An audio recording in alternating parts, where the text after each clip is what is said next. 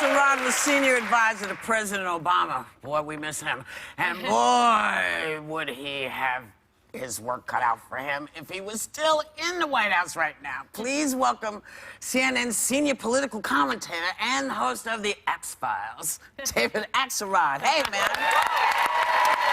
So, as I said, you were President Obama's senior advisor. Yes. So, when you heard the new guy's claims that he had been wiretapped by Obama, did you get pissed?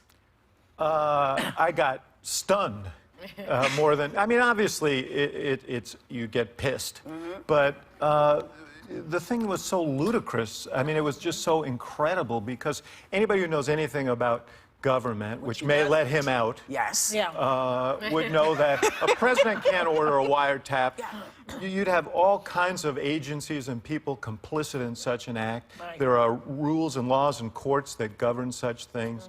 And so even if you ascribe those kind of motives or that kind of attitude to Barack Obama, which I found an astonishing claim, it just would be impossible to accomplish. And I think most people agree, although there was a CBS poll yesterday that said a large number of Republicans believe that he was wiretapped. Yeah. Wow. So, well, it's being reported that the Obama administration, again, blocked FBI Director James Comey from going public with information about Russian interference.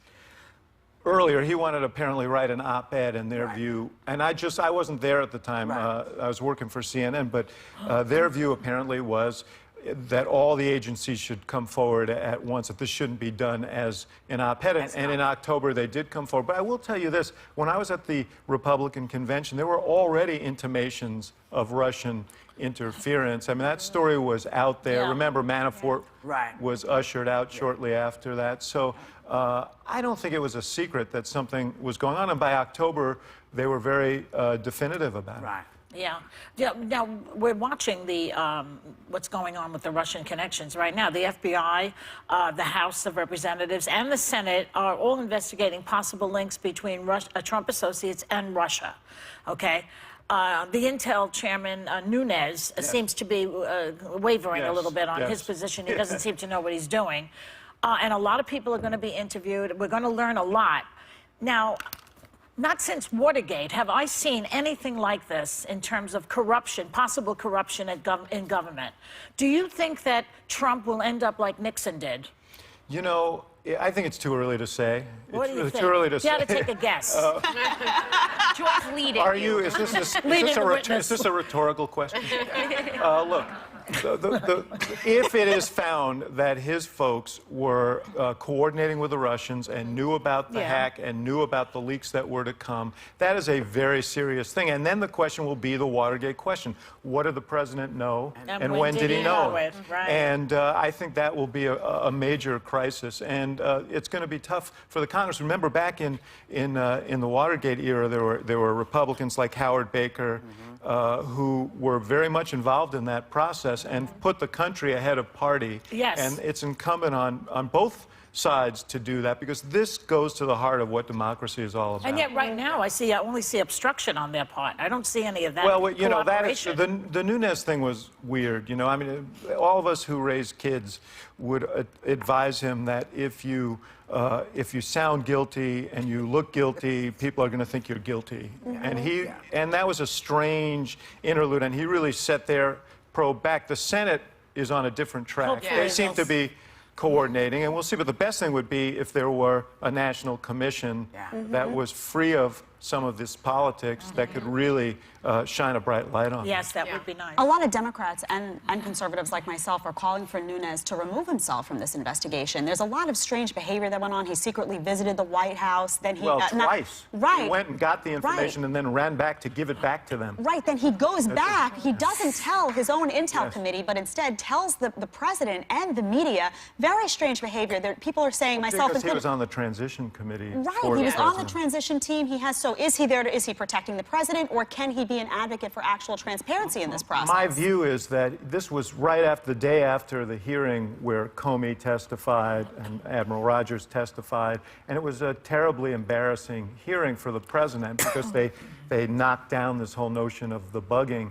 And I think Nunes was, my theory is he may have been whistled in and told, you know what, because now he's also canceled a public hearing that promised to have other revelations. So I think he's, you know, he's under maximum suspicion here, and he's going to continue to be under pressure until he redeems himself by showing that he can run a clean investigation. That's right. Yeah, Well, you heard us talking about a little earlier about Ivanka. She became an official federal employee, and she's now advising her father along with her husband, Jared Kushner. Do you think this is a problem in regard to nepotism? Well, look, there's nepotism issues, there's conflict of interest issues, and there's one more issue. You know, I know her and I know Jared, and they're both very bright, skillful people, but they've never been in government. No one around the president in a senior role has ever been in government. The president's never been in government, never served in the military. First time in history that that's happened. And, you know, this is one of the reasons why the first 70 days have been so calamitous. And I'm not sure that she's going to add to that. But I will say this, if the one thing she does is, if she says, Dad, let me just hold that cell phone for you. That's true. Maybe I'll take that. If she does that, then she'll have done a great service to him and the country. Have done great service to the country. I want to talk to you about health care. Because for the last 2 years, we've been hearing from President Trump about repeal and replace. The Republicans had 7 years to come up with some sort of replacement. It didn't happen. Why was this such a failure? It was such a failure because the Affordable Care Act, in many ways, was such a success. The fact is, it's changed a lot of lives. I mean, the tens of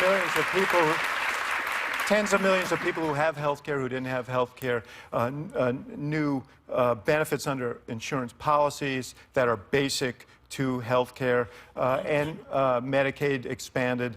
That's why so many Republican governors were opposed to the law.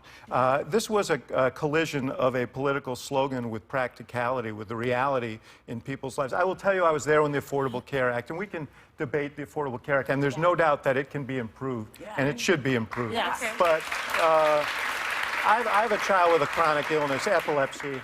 I almost went bankrupt when I was a young newspaper reporter because she had seizures, 10 a day. She had to take medication.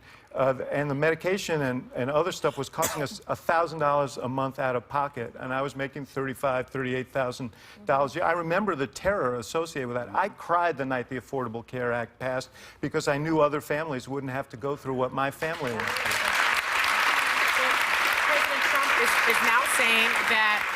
President Trump is now saying that there will be some sort of health care deal and that it's going to be easy to get that done. Well, as you pointed out earlier, sometimes he's a little inconsistent. Sometimes his forecasts are not exactly right. I don't see the impetus for that right now. The Republican Party is divided, the Democratic Party is enraged, and it's very hard to put this together in a coherent way. So I don't see that happening. He says he wants the Democrats to help him now. He said that. But Paul Ryan said no. And then Paul Ryan said well, I mean, no. if he stepped forward in the way that Democrats felt comfortable with, he will lose a lot of Republican votes from people who don't want to continue the Affordable Care Act, who philosophically don't believe the government should be involved in helping to provide access to health care for people. David, I want to get to your special real quickly. You have a CNN special, The Axe Files, airing this Saturday, which is named after your podcast. Yes. You sit down with your political rival, John McCain, and we have a sneak peek. Take a look. You know the thing about Ted Kennedy? The reason You guys once menaced each other in the well of the Senate. We fought and we would fight and then we would finish the fight and would put our arm around each other. I'd never forget. He'd say, "Yeah, we did pretty good, didn't we?" You know, I mean, he was. Because he divorced personal relationships and personality from the issues. So therefore, if you were friends with Ted Kennedy, that friendship worked. Yeah. The good old days. Yeah. Precisely what you guys were talking about before. That's what we need to get back into our politics. Do you think it'll happen? Agreed. Well, you know, if it doesn't, our democracy is going to be really In strained. trouble. Yeah, We it's in can't keep deep going doo-doo like if we're yeah, going. we can't do this Yes. for 4 years. It's just not going to work. Yeah. So I'm glad to see you, man. Nice to see you. You know? Nice to see you. I enjoyed the lively conversation. Well, come back. Come back and play. You don't get this kind of crowd at CNN.